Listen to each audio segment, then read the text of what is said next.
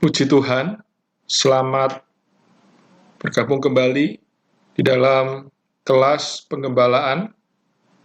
Sore hari ini kita akan memasuki di dalam berita yang ke-16. Baik, saudara-saudari, saya akan share screen. Kita akan menyanyikan satu kidung terlebih dahulu, kidung 469. Puji Tuhan.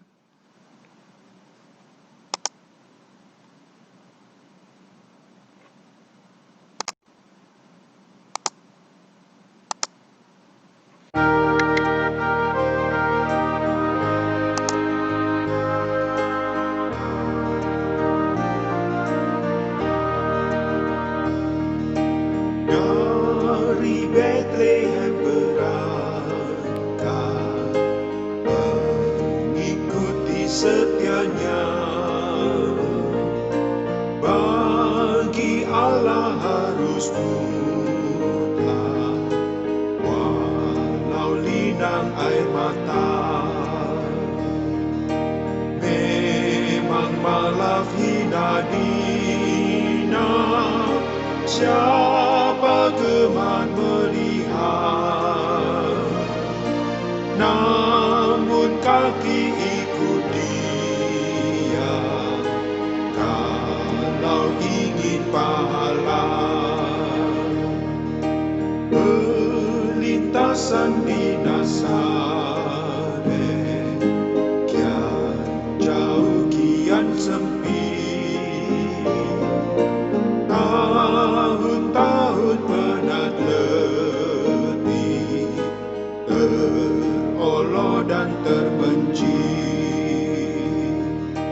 Nasihat Allah berbunyi, menderita tak lain. Hamba takkan menguguri sang majikan sendiri. Di Galilea nampak Tuhan, ditentang dan dicerca. Apa salahkah jalannya, hingga banyak sengsara. Tidak jalan memang susah, tetap tabah langkahnya. Ingin terlantik bersama, ayo maju tak gentar. Tibalah di Getsemani, sendirian teruji, bertubi serangan iblis, suasana kian genting. Kita tak akan terguling, malaikat pada layani. Pahala sedang menanti, perang segera berakhir.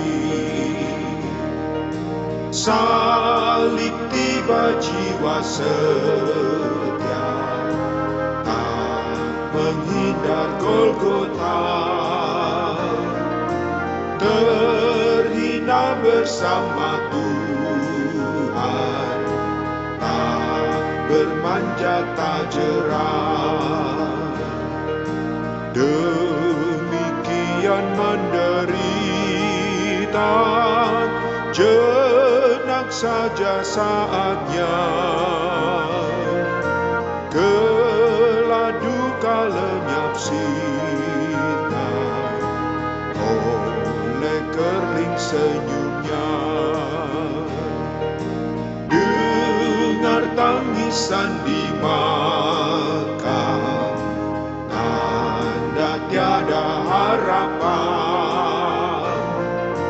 Kawan terhadap dunia, apa sudah kecewa. Berangkat bersama Tuhan, jauh cengkram buana. Hati diam-diam lega, abai berkat dunia. Lari menuju sasaran, hari makin mendesak, seolah telah melihat sinar kota cemerlang. Sayup-sayup kedengaran, musik surga menggema. Yesus menyongsong di sana, hibur luka dan duka. Tak berapa jauh lagi, lerai penat dan pedih. Tiada dosa, tiada getih, tangis sedih terhenti. Dengar suaranya manis, maju janganlah jeri,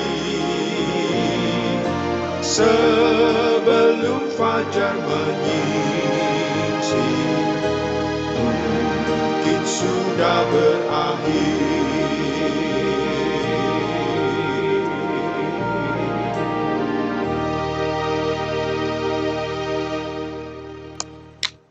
Puji Tuhan. Amin.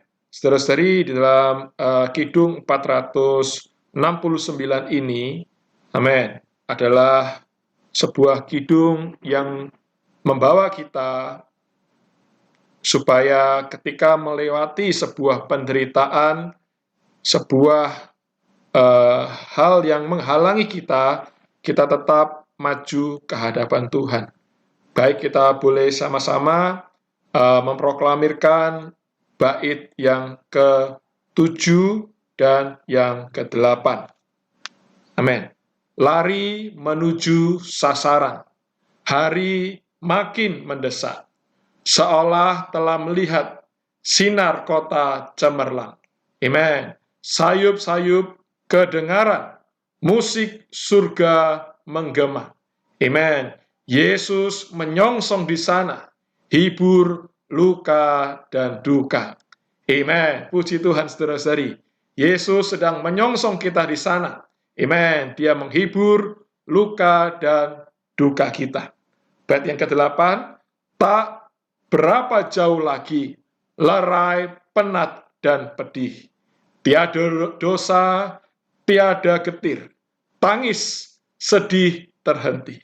Amin. Dengar suaranya manis, maju, janganlah jeri.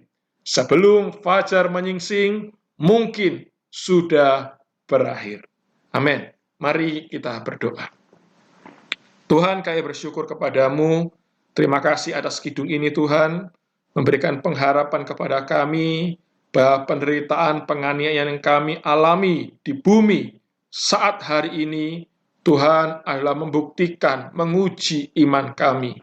Tuhan, kami tidak mau kecewa, kami tidak mau berhenti. Tuhan, kami mau terus maju, kami tidak mau berhenti. Tuhan Yesus, sehingga saat kami berjumpa Tuhan, kami boleh dengan kepala yang tegak menghadap kepada Tuhan. Tuhan Yesus, terima kasih padamu, berkatilah firman-Mu Tuhan. Amin. Di dalam berita yang ke-16 ini, kami boleh melihat dan kami boleh percaya bahwa inilah perkataan Tuhan. Terima kasih Tuhan, dalam nama-Mu kami berdoa. Amin. Puji Tuhan. Saudara-saudari, di dalam berita yang ke-16, amin, dari buku Bahan Penggembalaan, yang pertama, Injil yang tertinggi, membahas mengenai menghadapi penganiayaan. Saudara-saudari, ketika membaca judulnya, mungkin kita bisa membayangkan penganiayaan bagaimana yang harus kita hadapi sebagai orang Kristen. Saudara-saudari, kita perlu memasuki dalam berita ini, dalam berita yang ke-16, penganiayaan adalah suatu penderitaan.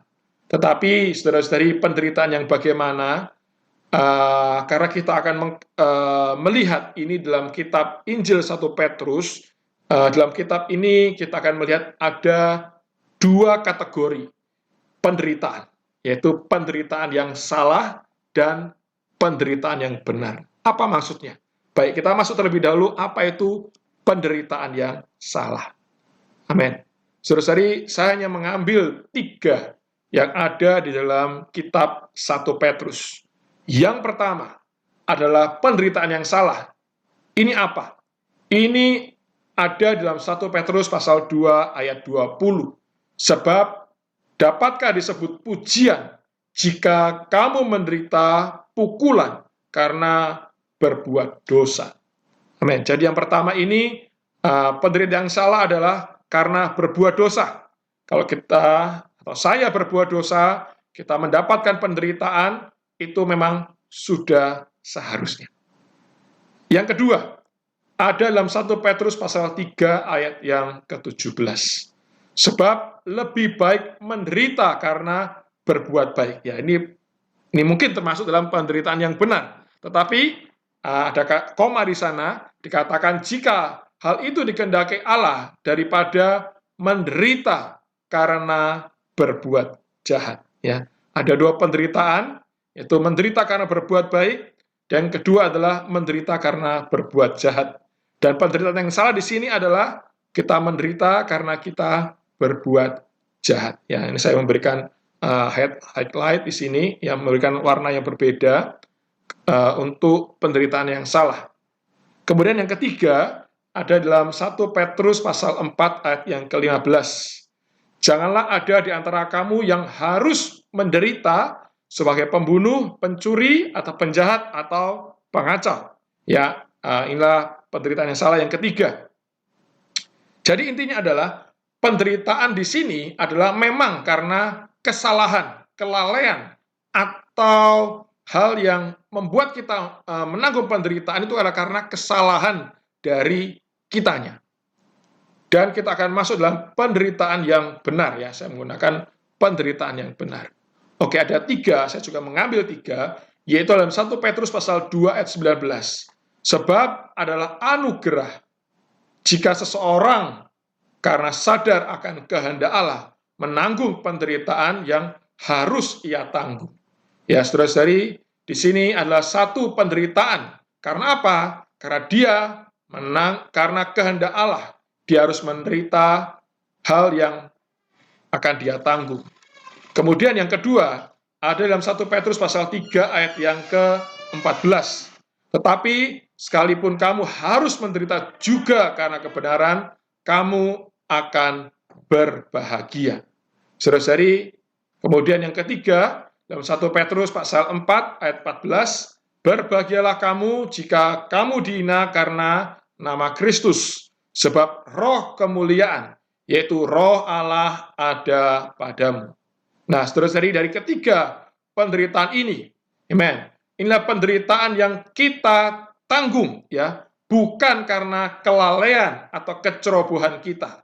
Kita di sini menderita karena kehendak Allah, karena kebenaran, karena nama Kristus. Saudara-saudari, di dalam berita yang ke-16 ini adalah memakai di dalam ayat dalam 1 Petrus pasal 4 ayat yang ke-14. Ya, di sini ada satu ayat yang menguatkan kita bagaimana ketika kita menghadapi penganiayaan. Amin. Mari kita baca bersama-sama 1 Petrus pasal 4 ayat 14. Berbahagialah kamu jika kamu dihina karena nama Kristus, sebab roh kemuliaan, yaitu roh Allah ada padamu. Saudara-saudari, kata berbahagialah kamu, ya, kita akan masuk di dalam beberapa kalimat-kalimat penting dalam 1 Petrus pasal 4 ayat 14, yaitu adalah kata berbahagialah kamu.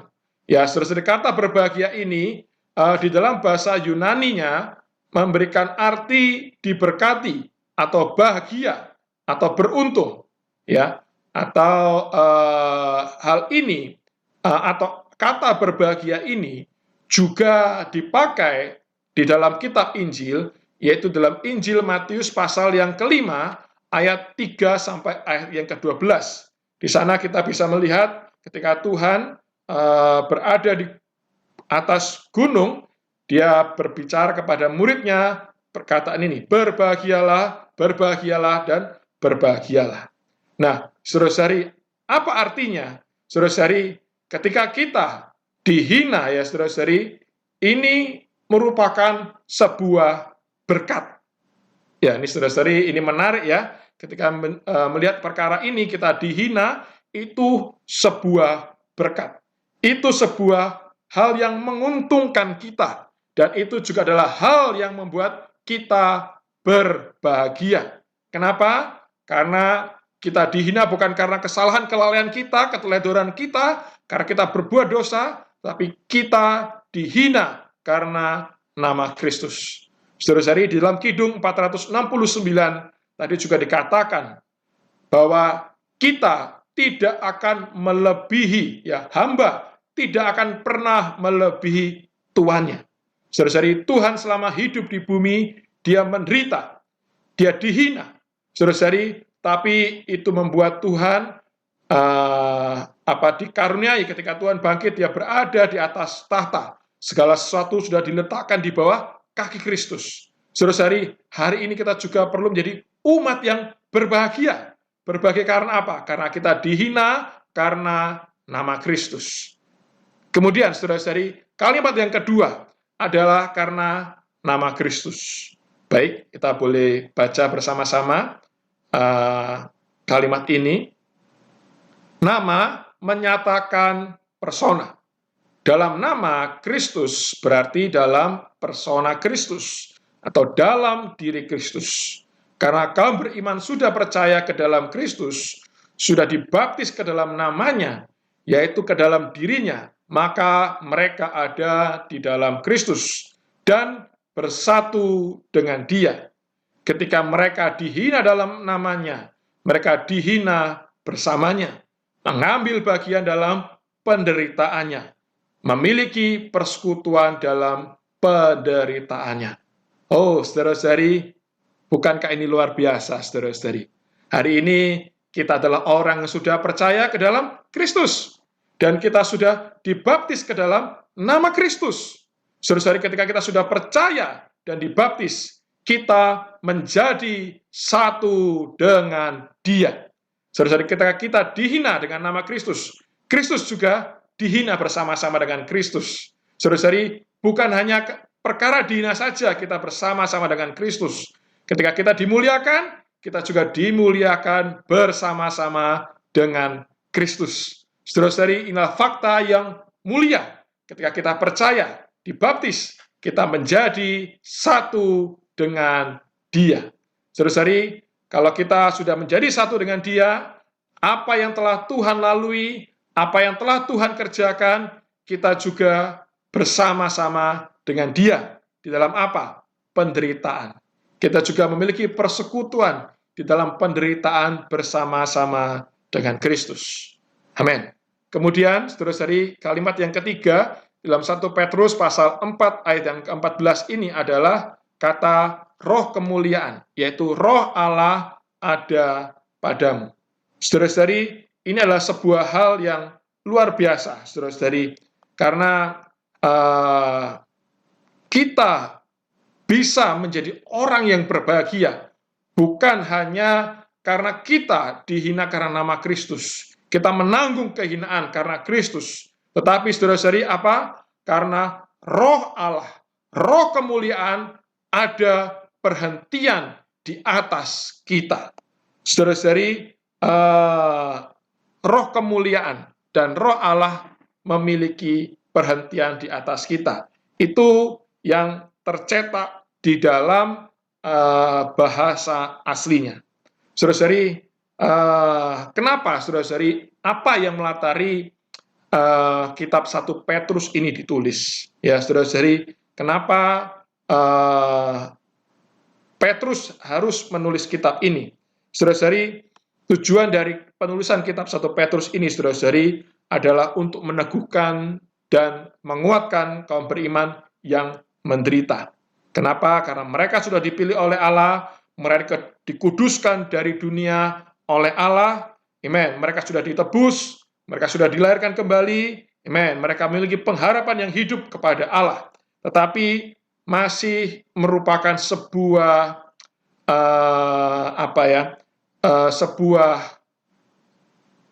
kita ini berada di dalam pengembaraan di bumi, ya. Di dunia ini kita sedang mengembara. Kita adalah seorang pendatang.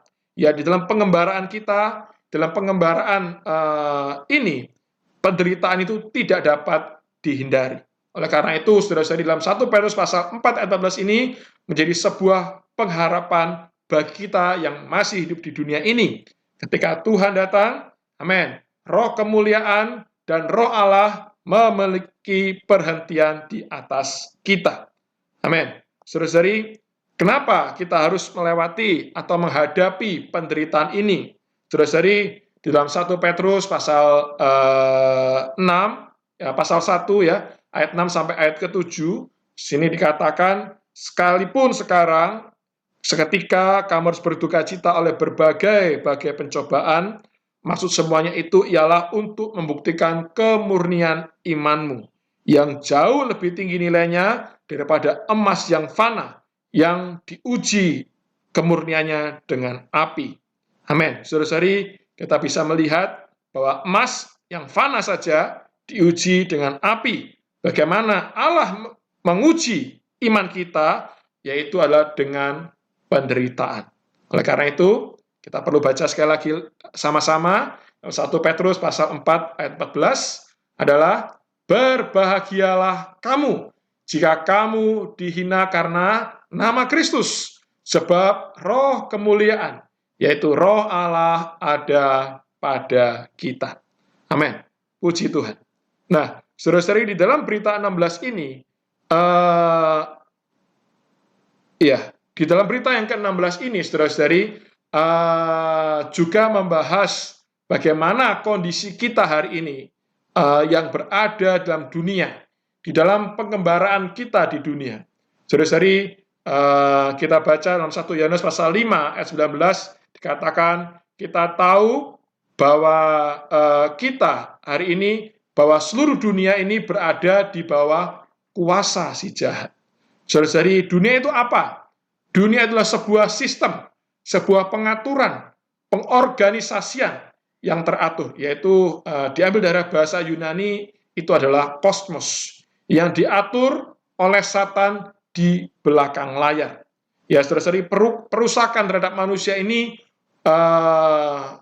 perusakan terhadap manusia ini lebih besar daripada perusakan oleh dosa. Ya, artinya dunia itu lebih besar perusakannya daripada dosa. Ya, saudara-saudari, Satan merusak manusia melalui dosa, tetapi dia mendapatkan manusia dengan memakai apa? Dunia. Jadi, dunia menyebabkan manusia meninggalkan hadirat Allah dan mereka menjadi tersesat. Ya, saudara-saudari, di dalam poin ini ada di dalam poin ketiga di dalam berita yang ke-16. Ya, judulnya adalah Satan menghasut orang lain untuk menganiaya seseorang. Ya, saudara-saudari, ini adalah salah satu strategi dari iblis, ya, dipakai untuk menggagalkan umat Allah. Ini kita bisa melihat di dalam Perjanjian Lama bagaimana umat Allah ditawan oleh Firaun di Mesir. Ya, Mesir itu adalah lambang dari dunia. Ya, saudara-saudari, di sana umat Allah tidak bisa beribadah, umat Allah tidak bisa melayani Tuhan karena dunia mencengkeram mereka dengan sistem mereka. Ya, hari ini itu bisa dirasakan oleh saudara-saudari yang bekerja. Ya, bahwa makin banyak cicilan, ya makin banyak kita harus bekerja menghasilkan uang. semakin banyak uang yang harus kita hasilkan, semakin sedikit waktu yang bisa kita berikan kepada Tuhan. Ya, saudara-saudari, kita perlu melihat bahwa kita jangan sampai waktu kita habis berada di dalam pengaturan Satan. Ya, kita perlu memberikan waktu kita kepada Tuhan. Nah, di sisi yang lain, saudara-saudari, di dalam buku ini memberikan sebuah ilustrasi yang sangat baik, yaitu ini tadi kan di aspek Satan, saudara-saudara. Di aspek Allah, kita bisa melihat bahwa ini adalah dikatakan sebagai seperti sebuah murid yang mengalami atau menghadapi ujian akhir, ya. Ya, ketika mereka berada di ujian akhir, ya mereka sangat berusaha untuk belajar supaya mereka lulus dari ujian ini. Nah, saudara-saudari, di dalam kita juga di dalam pendidikan rohani, ya dalam kerohanian, kita juga ada ujian akhir.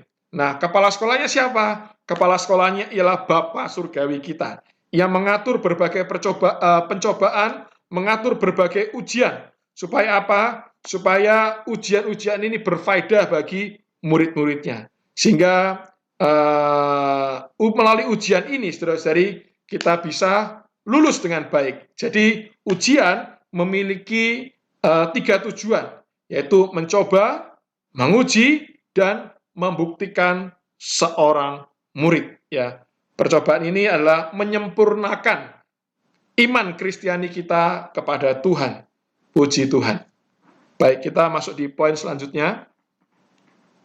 Ya, saudara-saudari, di poin ini saya merangkum adalah mengenai para penentang, saudara-saudari, mengenai para penentang. Ini tercatat di dalam ayat ke-12, ya, dalam 1 Petrus pasal yang ke-5. Amin. Saudara-saudari, di sini kita bisa melihat jika kita bertahan di dalam penentangan ini, saudara-saudari, penentang itu akan melalui buku ini ya akan terlihat di dalam 2 hal. Yang pertama adalah jika kita bertahan di dalam pencobaan ya terhadap para penentang ini, pada akhirnya para penentang akan memuliakan Allah pada hari pelawatan, ya, kedatangan Tuhan kali kedua. Mereka akan memuliakan Allah. Nah, saudara-saudari, yang kedua adalah penentang ini akan mengubah sikap mereka.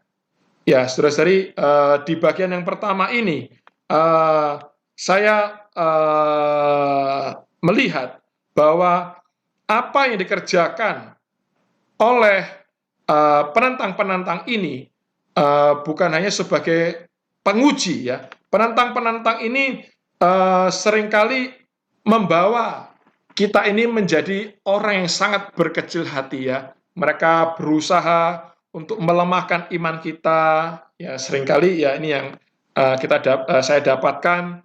Masa sih ketika kamu ikut Tuhan, hidupmu kok makin susah, hidupmu kok makin banyak cobaan, ikut Tuhan kok begini begitu, ya saudara-saudari. Ucapan-ucapan mereka itu berusaha untuk melemahkan iman kita. Ya saudara-saudari, seringkali penentang bukan hanya melemahkan iman kita, penentang juga memfitnah kita. Nah, saudara-saudari, ketika kita menghadapi hal-hal demikian, apa yang harus kita lakukan? Saudara-saudari, cuma satu, kita perlu bertahan. Saudara-saudari, perlu apa? Perlu bertahan. Saudara-saudari, kita memiliki pilihan yang lain. Kita mundur. Kita tidak lagi mengikuti Tuhan. Kita tidak lagi berada di dalam jalan ini. Saudara-saudari, jalan inilah jalan salib. Tetapi saudara-saudari, ketika kita bertahan, saudara-saudari, kita membuktikan iman kita, pada akhirnya mereka akan memuliakan Allah. Amin. Saudara-saudari, di sini seorang hamba Tuhan juga memberikan kesaksiannya, saudara-saudari, ya, bahwa ketika sejumlah penentang ini berkali-kali menerpa dia, saudara-saudari, penentang hamba Tuhan ini tetap senantiasa memiliki hidup yang unggul. Dia mengalami pelawatan Tuhan. Sehingga pada saat itu, amen, para penentang ini bertobat. Dan para penentang ini memuliakan Tuhan. Saudara-saudari, kalau kita bertahan, kita bisa mendapatkan mereka. Mereka akan melihat, oh ternyata demikian hidup seorang Kristen. Amin. Saudara-saudari, kemudian yang kedua, penentang akan mengubah sikap mereka.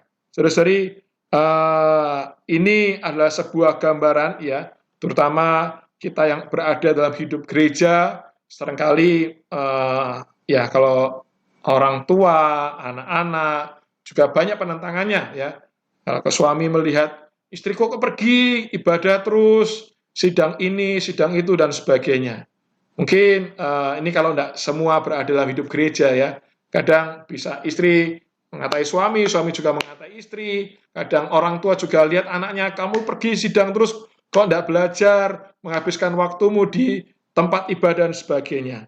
Saudara-saudari, ketika mereka, ya, kalau kita sungguh-sungguh, ya saudara-saudari, ya, kita sungguh-sungguh, kita bersidang bukan karena kita kabur, ya, kabur dari kondisi situasi, dan saudara-saudari kita benar-benar datang kepada Tuhan, Tuhan akan banyak mengerjakan pekerjaan transformasi di dalam diri kita. Nah, saudara-saudari, ketika Tuhan mengerjakan pekerjaan transformasi di dalam diri kita, kita akan menjadi orang yang berbeda.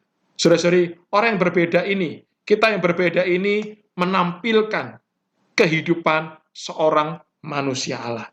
Saudara-saudari, akhirnya apa?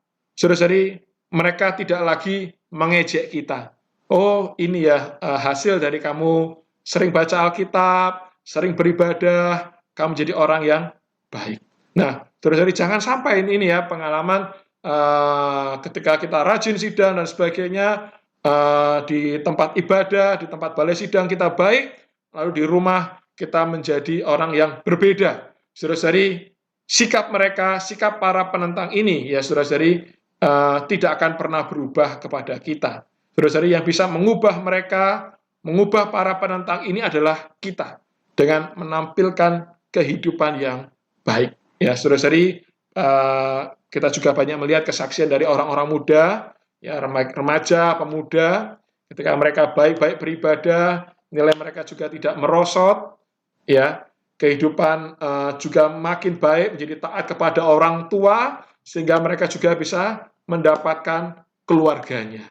Saudara-saudari, mungkin ini bisa menjadi sebuah dorongan kehidupan kita di dalam rumah, juga di dalam kehidupan kita dalam gereja, perlu menjadi sama, supaya mengubah orang-orang yang menentang kita. Nah, saudara-saudari, mari kita nyanyikan Kidung 469 ini sekali lagi. Saudara-saudari, kita menyanyikan berbeda dengan pandangan yang pertama, saudara-saudari. Kita mungkin pertama menyanyi lihat begitu saja, tapi melalui berita yang ke-16 ini, ketika saya menyanyikan Kidung 469 ini berkali-kali, saya merasa Kidung ini sungguh sangat baik.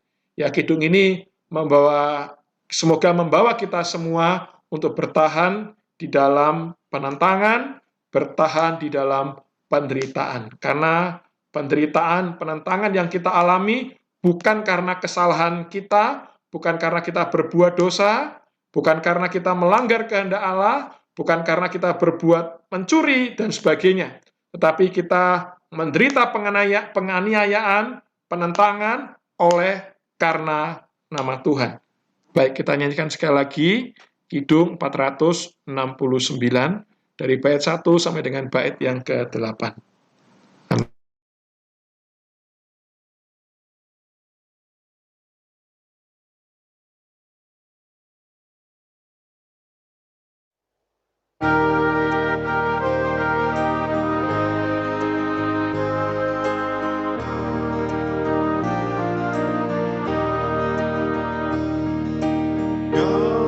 Dari Bethlehem berangkat, mengikuti setianya.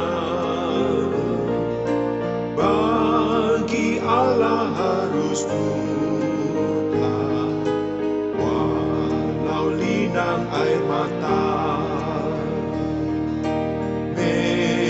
pembalap hina dina, siapa gemar melihat, namun kaki ikut dia, kalau ingin pahala. Perlintasan di Nazaret, kian jauh kian sempit, tahun-tahun penat letih, terolok dan terbenci. Nasihat Allah berbunyi, menderita tak lain, hamba takkan mengguguri sang majikan sendiri. Di Galilea nampak Tuhan, ditentang dan dicerca. Apa salahkah jalannya hingga banyak sengsara? Tidak jalan memang susah, tetap tabah langkahnya. Ingin terlantik bersama, ayo maju tak gentar. Tibalah di Getsemani, sendirian teruji,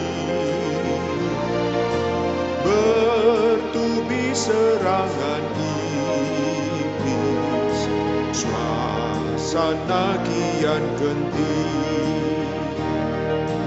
Kita tak akan terguling, malaikat pada layani, pahala sedang menanti, perang segera berakhir. Salib tiba jiwa setia, tak menghindar Golgota, terhina bersama Tuhan, tak bermanja tak jerah. Demikian menderita, jenak saja saatnya, kelak duka lenyap sinar oleh kerling senyumnya. Dengar tangisan di makam, tanda tiada harapan, kawan terhadap dunia, apa sudah kecewa. Berangkat bersama Tuhan, jauh cengkram buana, hati diam-diam lega, abai berkat dunia, lari menuju sasaran, hari makin mendesak, seolah telah melihat sinar kota cemerlang. Sayup-sayup kedengaran, musik surga menggema, Yesus menyongsong di sana, hibur luka dan duka. berapa jauh lagi lerai penat dan pedih, tiada dosa, tiada getih, tangis sedih terhenti. Dengar suaranya manis, maju janganlah jernih, sebelum fajar menyingsing, mungkin sudah berakhir.